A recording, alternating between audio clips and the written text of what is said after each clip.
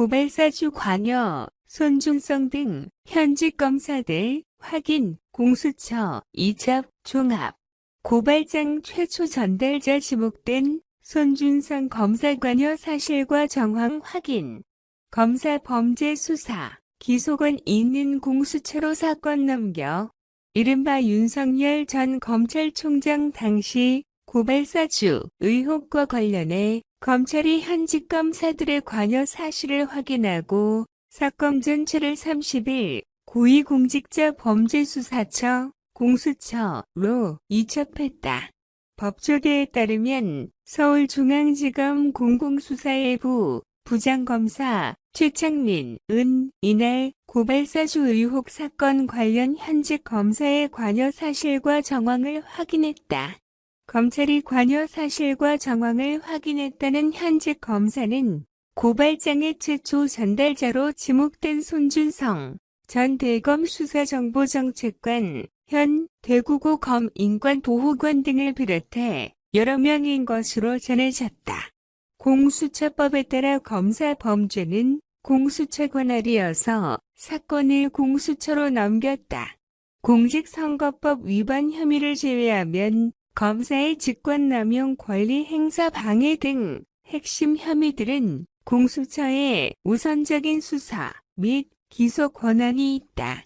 검찰은 다른 피고소인들도 중복 수사 방지 등을 고려해 함께 이첩했다. 검찰 측은 최강욱 의원 등이 고소한 사건에 대해 고소장 접수 직후부터 검사 9명 규모의 수사팀을 구성해 대검 진상조사 관련 자료 일체를 압수수색을 통해 확보하고 디지털 포렌식 관련자 소환 조사 등 철저하게 수사를 진행했다고 설명했다. 그러면서 향후 공수처에서 추가로 요청하는 사항에 대하여 검찰은 적극 협조하겠다고 덧붙였다. 고발사주 의혹 관련 고발장의 피고발인으로 적시된 열린민주당 최강욱 대표와 황희석 최고위원은 지난 13일 윤석열 전 검찰총장과 그의 아내인 김건희 씨, 한동훈, 손준성 검사, 김웅, 정점식 국민의힘 의원, 지난해 4월 고발장 작성에 관여한 제3의 성명 불상자 등 7명을 공무상 비밀 누설, 직권남용, 개인정보보호법 위반, 선거방해, 공직선거법 위반 등 5개 혐의로 고소했다. 이 사건은 하루 만에 서울중앙지검 공공수사일부에 배당됐고 이후 2차례 수사팀 보강도 있었지만 중복 수사 우려 등을 감안해 공수처로 넘긴 것으로 보인다. 사건을 넘겨받은 공수처는 제보자인 조성은 씨의 휴대전화 1대와 이동식 저장 장치, USB를 비롯해 압수수색에서 확보한 김웅 국민의힘 의원과 손 검사의 휴대전화와 태블릿 PC 등을 분석 중이다.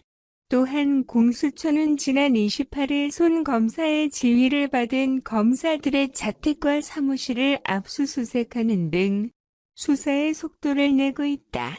압수수색 대상은 고발장 전달 시점인 지난해 4월 수사정보위 담당관으로 있었던 성모 검사 등 2명이다. 한편 검찰은 제보자인 조 씨가 김웅 국민의힘 의원과 윤석열 전 검찰총장을 명예훼손 혐의로 고소한 사건에 대해선 명예훼손 사건이 검사의 수사 개시 대상 범죄가 아닌 점 등을 고려 이날 서초경찰서로 이송했다.